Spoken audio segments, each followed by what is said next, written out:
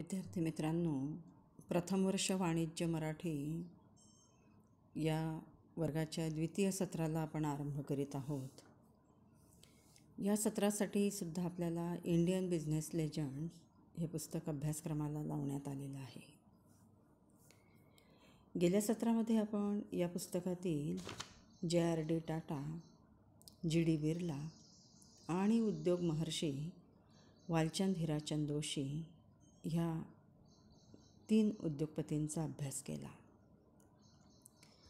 ह्या सत्रामध्ये आपल्याला धीरजमल हीराचंद अंबानी उर्फ धीरूभाई अंबानी, रतन टाटा, आदित्य विक्रम बिर्ला आणि राहुल कुमार बजाज या उद्योगपतींचा अभ्यास करायचा आहे.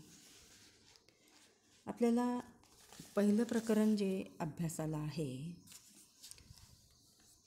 ते आहे धीरजमल हीराचंद अंबानी उर्फ धीरूभाई अंबानी.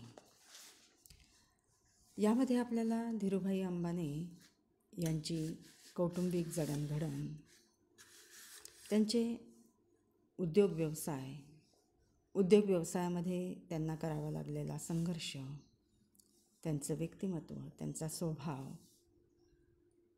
ह्या सगळ्या घटकांचा आपल्याला या प्रकरणामध्ये अभ्यास करायचा आहे. धीरूभाई अंबानी म्हटले की डोळ्यासमोर एक यशस्वी उद्योजक उभे राहतात. नव्या भारतीय स्वप्नाचे प्रतीक म्हणून त्यांचा सन्मान करण्यात आलेला आहे.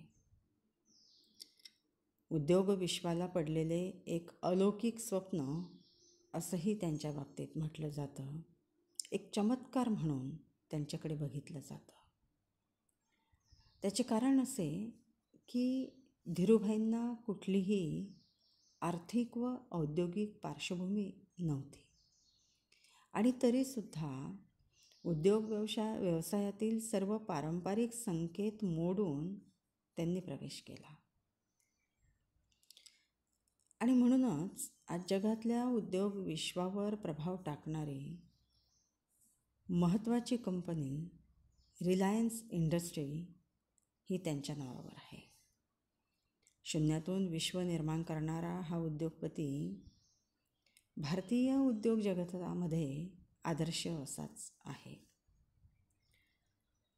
त्यांची जी कौटुंबिक पार्श्वभूमी होती, त्यांची जी जडणघडण झाली ती बघणे या दृष्टीने निश्चितच महत्त्वाचे ठरेल. जमना व हीराचंद या दाम्पत्याच्या पोटी धीरूभाईंचा 1932 जन्म झाला. एकूण 5 भावंडं ती होती. त्यामध्ये 3 मुले आणि 2 मुली होत्या. गुजरातमधील जुनागड जिल्ह्यातील छोरवाड येथे त्यांचे वडील शाळा मास्तर होते. शाळा मास्तर म्हटल्यानंतर घरची परिस्थिती सामान्य वेताचीच असणार आणि या शाळा मास्तराच्या वेतनामध्ये मोठं कुटुंब पोसणं खरं तर जिकिरीचंच होतं. आणि ही बाब त्यांचे थोरले बंधू रमणीकलाल यांच्या ध्यानात आली आणि त्यांनी मॅट्रिकनंतर आपलं शिक्षण सोडून दिलं आणि नोकरी पत्करण्याचा निर्णय घेतला. आणि मग रमणीकलाल एडनला नोकरी करायला गेले. धीरूभाईंनाही त्यांनी सांगितलं की एडनला नोकरी तुलासुद्धा मिळणार. आणि म्हणून धीरूभाईही वयाच्या 17व्या वर्षी एडनला पोहोचले. आणि मग तेथे गेल्यानंतर जे काही मिळेल ते काम करायचं, परिश्रम करायचे आणि यश मिळवायचा असा त्यांचा निर्धार होता. आणि मग 1953 तेथे जी शेल कंपनी होती, तर तेथे शेल कंपनीने तेल शुद्धीकरण कारखाना काढला होता. आणि मग धीरूभाईंनी तिथे महिना 300 रुपये पगारावर नोकरी पत्करली. पेट्रोल पंपावर पेट्रोल भरण्याचं काम त्यांनी काही काळ केलं आणि मग त्यानंतर त्यांची विक्री व्यवस्थापन या पदावर बढती झाली. आणि मग बर्मा शेल कंपनीमध्ये केलेल्या ह्या कामाचा अनुभव, हा जो अनुभव त्यांनी घेतला हा आयुष्यभर त्यांना उपयोगी ठरला. काही काळानंतर त्यांनी स्वतःचा फ्लॅट घेतला, गाडी घेतली आणि 1954मध्ये त्यांचा कोकिडा आर पटेल यांच्याशी विवाह झाला. 57मध्ये मुकेश अंबानींचा जन्म झाला. थोडक्यात काय की सर्व काही सुरळीत चालू होतं, आनंदात दिवस जात होते. परंतु धीरूभाईंच्या मनामध्ये सारखं असं येत होतं की आपण बर्मा शेल कंपनीसारखी कंपनी आपण सुरू करावी. कारण बर्मा शेलमध्ये काम करीत असताना त्यांनी तेथील कामकाजाचं बारकाईने अभ्यास केला होता, निरीक्षण केलं होतं आणि त्या अनुभवाच्या जोरावर आपण कंपनी स्थापन करू शकतो आणि यशस्वीपणे चालवू शकतो, हा आत्मविश्वास त्यांच्यामध्ये वृद्धिंगत झाला. परंतु ती कंपनी आपल्या स्वतःच्या देशामध्ये उभारायची हे सुद्धा त्यांच्या मनाने पक्क केले.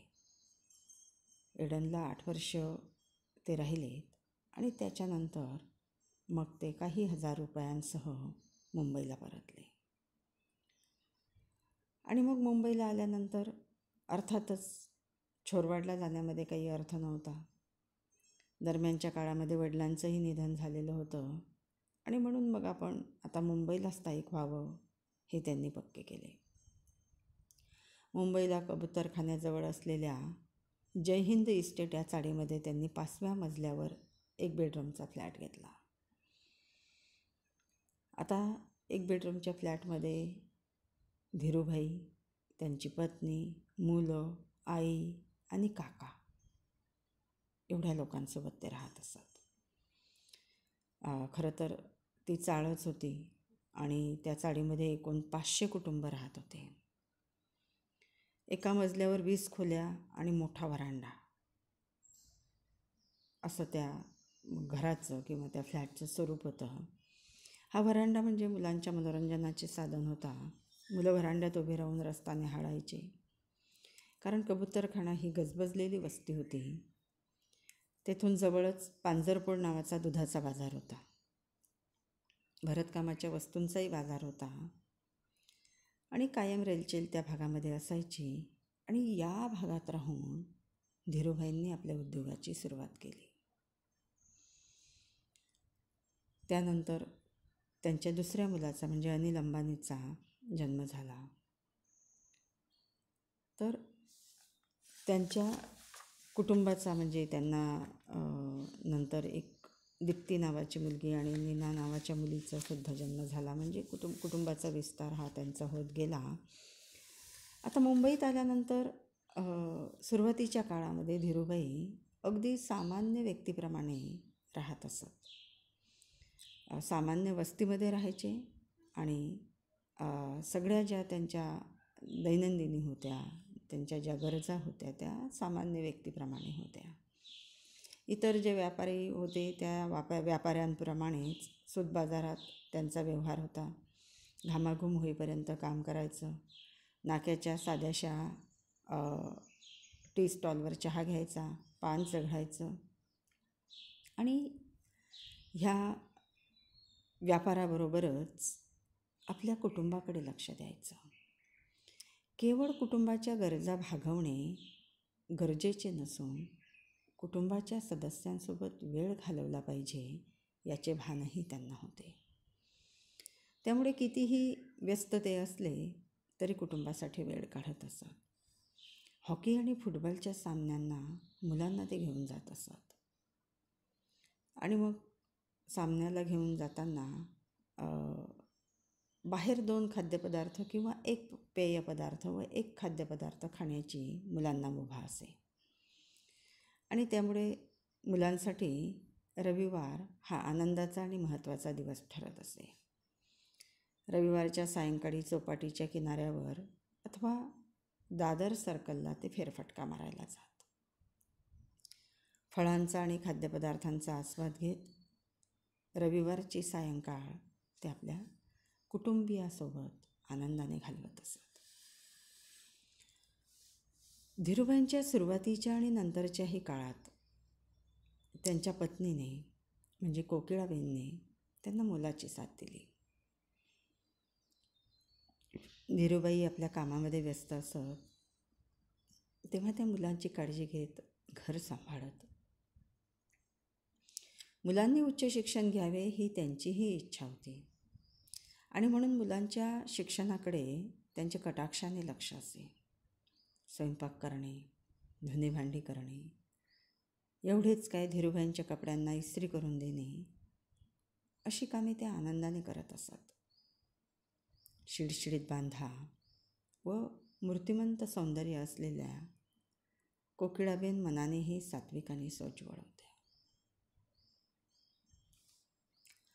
उद्योगपती म्हणून धीरूभाईंनी नाव कमावल्यानंतर अर्थातच आर्थिक संपन्नता घरामध्ये आली. धीरूभाईंचा सगळा स्वभाव जो होता, राहणीमान जे होतं, तर तसाच तोला मुलाच्या कोकिळाबेन त्यांना मिळाल्या. रिलायन्सच्या वार्षिक समारंभ सभेत त्या कुटुंबातील इतर स्त्रियांसोबत पहिल्या रांगेमध्ये बसतात. नंतर आलिशान घरामध्ये त्या आल्या. मग त्या ठिकाणची सर्व सूत्र कोकिळाबेनच्या हातात होती.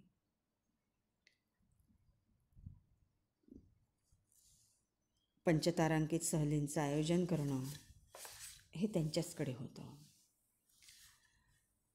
धीरूबाई हे लहानपणापासूनच व्यावसायिक मनोवृत्तीचे होते हे आपल्या लक्षात येतं. कारण ते सतत पैसे कमावण्याच्या योजनांचा विचार करत असत. एकदा त्यांनी तर आपल्या भावालाच म्हणजे रमणीकलालाच शिवरात्रीच्या जत्रेत गुजराती गाठिया विकल्या होत्या. खेड्यापाड्यातून सायकलवर भटकायचे आणि धंद्यासाठी ऑर्डर्स मिळवायच्या. हा जो त्यांनी उद्योग केला तो त्यांच्या उद्योग विस्तारासाठी कामी आला.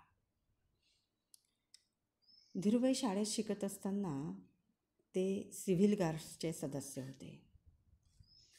सिव्हिल गार्ड्स म्हणजे आजच्या NCC सारखं. आणि मग गार्ड्सचे सदस्य परेड करताना जीपमधून चाललेल्या अधिकाऱ्याला सलाम करत असत. आणि मग त्यावेळी धीरूबाईंना नेहमी वाटायचं की आपणही एके दिवशी जीपमध्ये आरूढ व्हावं आणि इतरांनी आपल्याला सलाम करावा. आपल्याकडे जीप असावी अशी त्यांची सुप्त इच्छा होती. आणि मग आर्थिक परिस्थिती स्थिर झाल्यानंतर त्यांनी एक मर्सिडीज गाडी घेतली.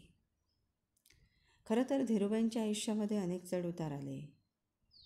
अनेक गोष्टींशी त्यांना संघर्ष करावा लागला. नंतरच्या काळामध्ये अर्धांगवायूचा झटकाही त्यांना आल्या. परंतु या सगळ्यावर मात करून ते उभे राहिलेत आणि आपला जो उद्योग प्रवास आहे तो त्यांनी वृद्धिंगत केला. त्यांनी रिलायन्स कमर्शियल कॉर्पोरेशन नावाची कंपनी स्थापन केली आणि ही कंपनी अवघ्या 15,000 रुपये भांडवलावर त्यांनी स्थापन केली, तेही कर्ज घेऊन. आणि त्या कंपनीसाठीचं जे कार्यालय होतं ते सुद्धा तसंच उसनं घेतलेलं कार्यालय होतं. ही कंपनी विविध वस्तूंची निर्यात करणारी कंपनी होती आणि या वस्तूंमध्ये मुख्यतः आले, वेलची, मिरी, हळद, काजू ह्या वस्तू ते निर्यात करत असत. ह्या वस्तूंबरोबर ते साखर आणि तूप याही वस्तू नंतर निर्यात करायला लागले आणि मुख्यतः एडनलाच ह्या वस्तू ते ज्या निर्यात करत असत. याला महत्त्वाची 2 कारणे होती. एक तर एडन हे मुक्त बंदर असल्याने तिथे वस्तूंची प्रचंड मागणी होती आणि दुसरं म्हणजे धीरूभाईंनी एडनला 8 वर्ष व्यतीत केलेली असल्याने तेथील अनेक व्यापाऱ्यांशी त्यांचे जवळचे संबंध होते. धीरूभाईंचं एक व्यापारी तत्त्व होतं की ज्या वस्तूला वाव आहे, ज्या वस्तूला मागणी आहे किंवा जी वस्तू विकली जाते ती वस्तू आपण विकलीच पाहिजे आणि ती वस्तू आपण निर्यात केली पाहिजे. त्यांनी अगदी माती आणि वाळूसुद्धा निर्यात केली. आपल्याला आश्चर्य वाटेल की माती आणि वाळू काय निर्यात करण्याच्या वस्तू आहेत, परंतु धीरूभाईंनी हे शक्य करून दाखवले. एकदा एका अरबाला वाळवंटात गुलाब लावायचे होते आणि त्यासाठी त्याला भारतीय माती हवी होती. धीरूभाईंनी त्याच्याशी व्यवहार केला आणि त्याला भारतीय माती निर्यात केली. एक कल्पक व्यापारी तोच असतो जो वस्तूची विक्री करू शकतो आणि कोणत्याही वस्तूची विक्री करू शकतो. आणि अर्थातच धीरूभाई असेही कल्पक व्यापारी होते. आलेली संधी ते सोडत नसत, उलट त्या संधीचं सोनं कसं करायचं हे ते बघत असत. त्यानंतर त्यांनी रिलायन्स टेक्स्टाईल्स इंडस्ट्री स्थापन केली आणि 1960च्या दशकामध्ये त्यांनी ती स्थापन केली. रेयॉन कापडाच्या निर्यातीतून मिळणाऱ्या उत्पन्नाचा वापर नायलॉन धाग्याच्या आयातीसाठी त्यावेळी केला जात असे आणि धीरूभाईंनी ही संधी हेरली. मसाल्याच्या निर्यातीवरून त्यांचं लक्ष उडालं आणि कापडाच्या व्यापाराकडे ते वळले. त्यांनी हेरले की सिंथेटिक वस्त्र हे भविष्यकाळाचे वस्त्र आहे. ही दूरदृष्टी त्यांच्याकडे होती आणि मग धीरूभाईंनी 15 लाख रुपये भरणा झालेल्या भांडवलावर ह्या कंपनीची नोंद केली. हा एक परवानाप्राप्त यंत्रमाग होता, संयुक्त गिरणी नव्हती आणि परवानाप्राप्त यंत्रमाग सोडून 100% सिंथेटिक फिलामेंटचे उत्पादन करता येणार नाही असा सरकारी नियम होता. लोकांमध्ये असा समज होता की यंत्रमाग गिरणी दुय्यम दर्जाची आणि संयुक्त गिरणी ही उच्च किंवा चांगल्या दर्जाची. संयुक्त गिरणी आणि यंत्रमाग यात नेमका फरक असा की संयुक्त गिरणी याचा अर्थ कापड निर्मितीची सर्व प्रक्रिया एकाच ठिकाणी केली जाते. कापूस पिंजण्यापासून जे सूत काढायचं, धागे विणून कापड तयार करायचं आणि त्यावर छपाई करायची हे काम एकाच ठिकाणी होतं. या उलट यंत्रमाग हा एक छोटा कारखाना असतो. ते बाहेरून सूत खरेदी करून आणतात आणि मग त्याला ग्रे किंवा फिनिश नसलेलं ते कापड बनवतात व त्यावर प्रक्रिया करून अन्य कारखान्यांना विकतात. छपाई व अन्य प्रक्रिया नंतर घाऊक व्यापाऱ्यांना विकलं जातं ते कापड. त्यावेळी धीरूभाईंची सांपत्तिक स्थिती काही फारशी बरी नव्हती. 2,80,000 रुपये त्यांच्याकडे नव्हते. ते मिळवण्यासाठी त्यावेळचे जे छोरवाडचे मोठे जमीनदार होते वीरेन शहा यांच्याकडे त्यांनी 4 लाख रुपये कर्ज मागितलं, परंतु त्यांनी द्यायला नकार दिला आणि नंतर मात्र त्यांनी तो पैसा उभा केला आणि ही कंपनीसुद्धा त्यांनी वाढवली, आपला व्यवसाय वाढविला आणि व्यवसाय वाढवून आपल्या निकटवर्तीयांची यासाठी मदत घेतली आणि नंतर या कंपनीचं जे भविष्य आहे ते उज्ज्वल झालं. नंतरच्या तासाला आपण भेटूया, येथे थांबूया. धन्यवाद.